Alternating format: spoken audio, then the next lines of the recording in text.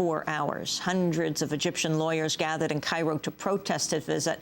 The Washington Post reports growing resentment from Arab pro-democracy activists who say Bush has abandoned previous rhetorical promises to support democracy efforts in the Middle East. Bush made no public criticism of Saudi Arabia or Egypt's crackdown on dissidents during his trip. In Kenya, police have opened fire on opposition protests against the disputed election for the second straight day. Police fire killed at least 4 protesters Wednesday. More than 600 people have died and hundreds of thousands have been displaced since President Mwai Kibaki beat out challenger Raila Odinga last month in a highly contested race. The Czech Republic has announced it's close to signing the opening agreements on hosting the Bush administration's proposed European missile shield. The administration calls the shield a defense measure against a potential attack from Iran, but it's widely seen as a first-strike weapon. Public opinion polls continue to show majority opposition to the missile shield in the Czech Republic and Poland, the other planned host. The Polish government is asking the U.S. to finance Poland's own military air expansion in return for its involvement. In the South Ocean, 2 anti-whaling activists have been captured and detained aboard a Japanese whaling vessel. The activists are members of the Sea Shepherd Conservation Society. They were held after boarding the Japanese ship to deliver a letter protesting Japan's whaling practices. Australia's federal court has ordered Japan to stop hunting and killing whales anywhere around its coastline or off Australian Antarctic territory. Sea Shepherd director Johnny Vafik said the activists are being held in virtual prison-like conditions. They have been tied to the rails for several hours in the freezing cold, and then they were taken down below and locked into a room. Japanese whaling authorities say the activists had tried to vandalize the ship. The Australian government is calling on Japan to secure the pair's release. The Bush administration has exempted the Navy from 2 key environmental laws that limit the use of sonar. The decision overrides a court ruling in a case brought by environmentalists who say sonar is harmful to whales and other marine mammals like dolphins. Environmentalists say the move could lead to a major legal standoff over how far the military can go in ignoring environmental law.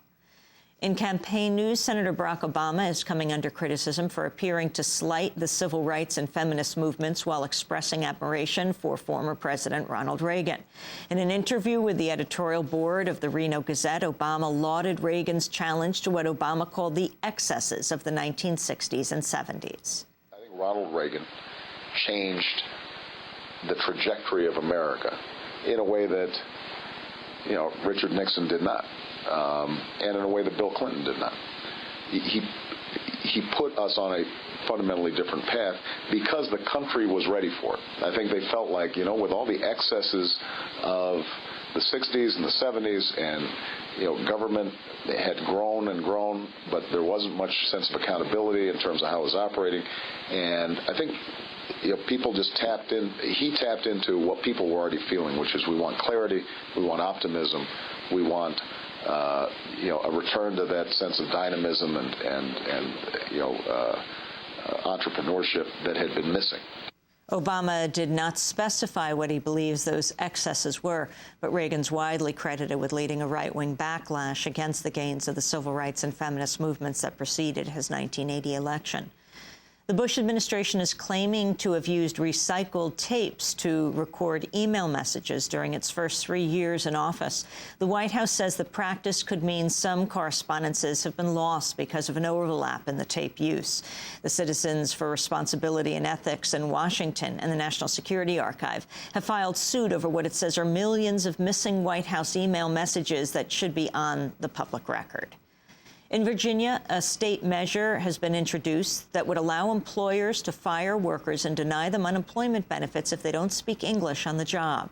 Bill sponsor State Senator Ken Cuccinelli says the bill is aimed at workers who must interact with the public, such as sales clerks and receptionists.